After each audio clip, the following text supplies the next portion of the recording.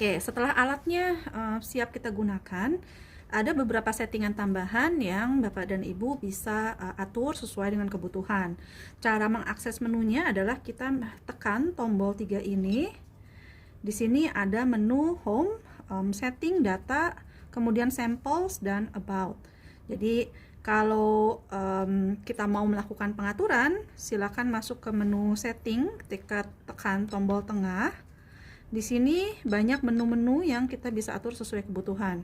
Untuk kalibrasi kita akan bahas terpisah, kita akan bicara tentang setting general. Pertama, ada yang namanya instrument mode. Jadi alat ini bisa continuous reading atau kita tekan enter baru dia lakukan pembacaan. Jadi Bapak dan Ibu bisa pilih sesuai dengan kebutuhan. Kalau dia masuk di menu continuous, jadi dia akan melakukan pengukuran terus-terusan. Beda dengan kalau kita masukkan menu push to read.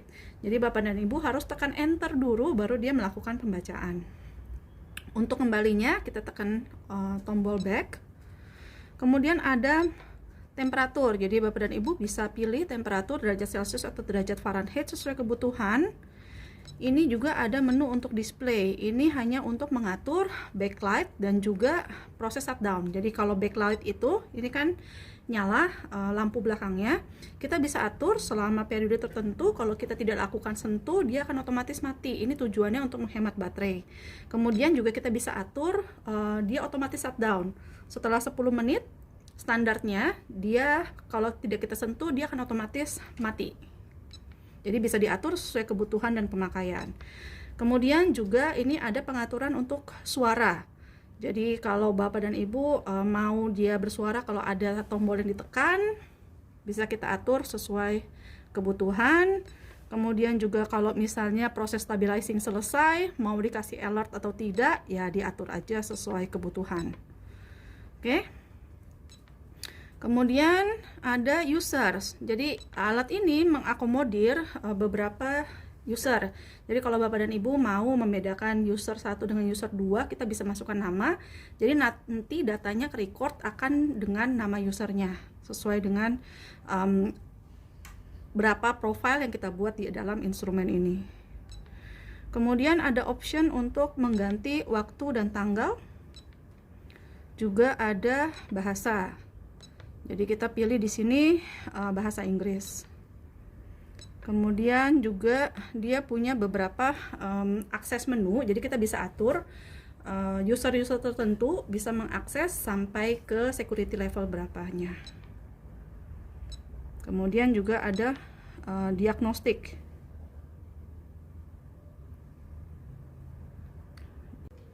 Oke, jadi berikutnya kita akan masuk ke menu data.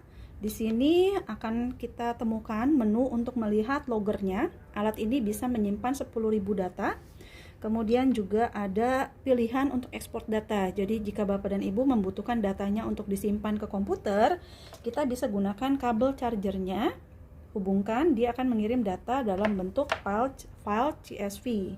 Kemudian ada calibration history. Kalau kita pernah melakukan kalibrasi terhadap probe-nya, dia juga akan tersimpan di sini. Dan juga ini ada option untuk delete data. Menu berikutnya adalah menu samples. Jadi jika Bapak dan Ibu ingin menambahkan nama sampel, itu bisa kita tambahkan di sini. Tapi kita perlu inputnya manual. Dan kalau kita berikan nama di sini, data loggernya semua akan include dari sampelnya tersebut. Kemudian menu yang terakhir yaitu menu About. Ini adalah menginformasikan mengenai software dari instrumentasi. Jadi kalau kita nanti mau update, ada software terbaru, kita bisa lakukan di sini. Sekarang kita akan melakukan tahapan kalibrasi. Tahapan ini kita rekomendasikan dilakukan secara rutin untuk memastikan akurasi hasil analisa pH kita.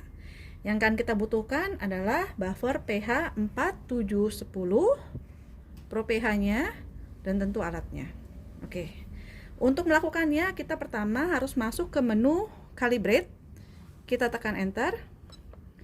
Kemudian ikuti petunjuk yang sudah ada di sana. Kemudian kita lakukan sesuai dengan urutannya. Jadi pertama yang diminta adalah lakukan kalibrasi di pH 4. Kita bisa, di dalam paketnya sudah ada buffer pH 4. Atau kalau Bapak dan Ibu punya pH sendiri, itu juga bisa digunakan. Jadi ini adalah yang kemasan singlet, dia sekali pakai. Oke, jadi kita tinggal masukkan, pastikan prop kita terendam. Kemudian kita tekan read. Nanti akan ada proses calibrate, conditioning.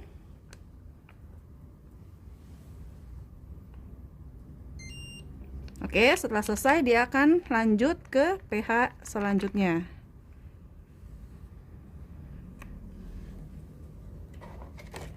Dari pH 4 ke pH 7 kita rekomendasikan dibilas dengan Aquades. Kita keringkan untuk menghindari cross kontaminasi antara standar-standar yang berbeda. Oke.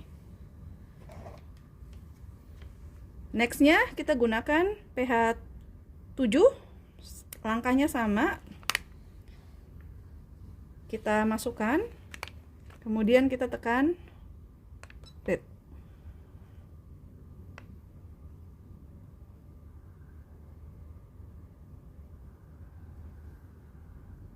Jadi kita tunggu proses stabilasinya. Dia akan memberikan indikasi begitu proses stabilasinya selesai.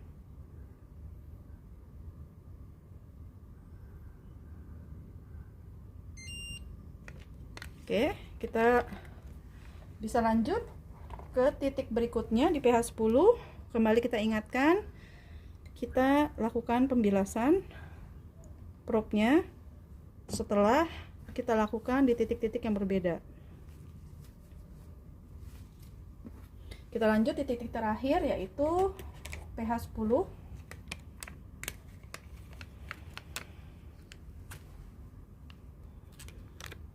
Oke, kemudian kita tekan read.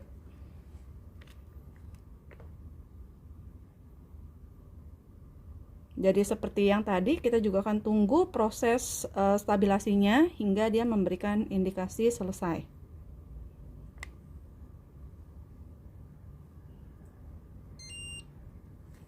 Oke. Setelah selesai, kita bisa dilihat di sini apakah dia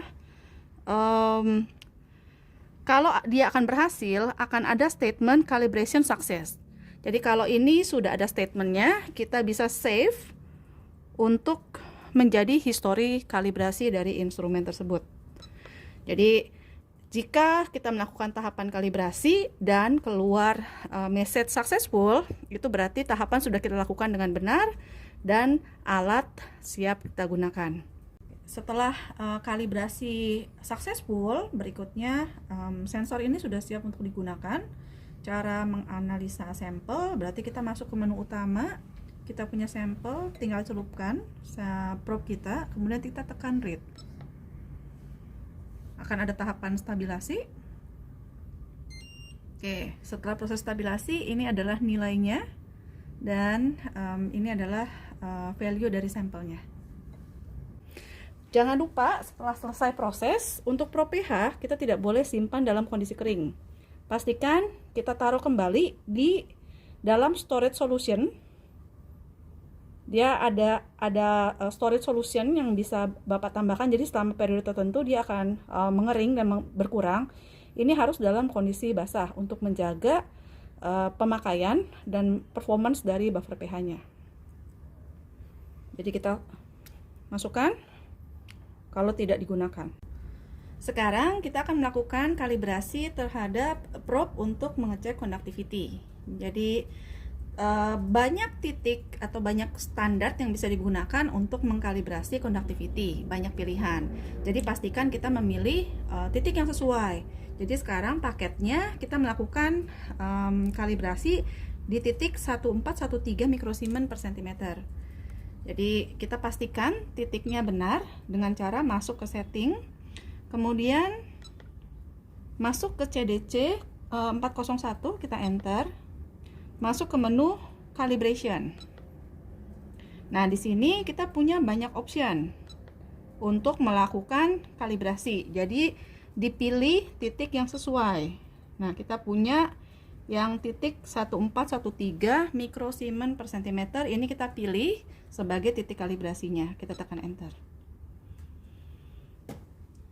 Oke, setelah itu kita kembali ke menu yang tadi, menu utama. Kita masuk ke menu calibrate. Nah, ini titiknya pastikan sesuai 1413. Probe-nya kita masukkan ke dalam standarnya. Kemudian kita tekan read.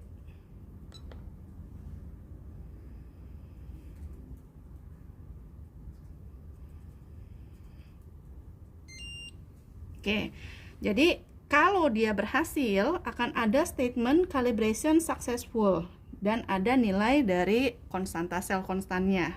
Informasinya di sini. Kalau kita sudah successful, kita tinggal save.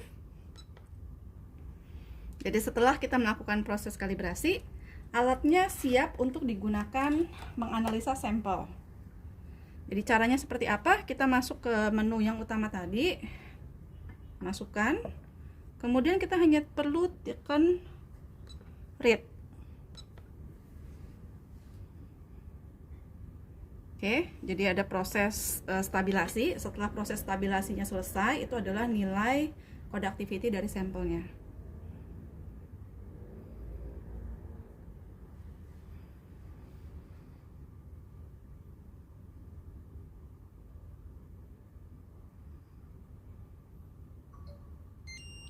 Oke, nilainya adalah 257 mikrosiemen per sentimeter. Jadi setelah kita lakukan kalibrasi, kedua sensor ini bisa digunakan. Untuk conductivity, ini berbeda dengan pH, kita boleh simpan dia dalam kondisi kering. Jadi setelah kita lakukan sampel, kita bilas dengan Aquades, dikeringkan, dan dia bisa langsung kita simpan.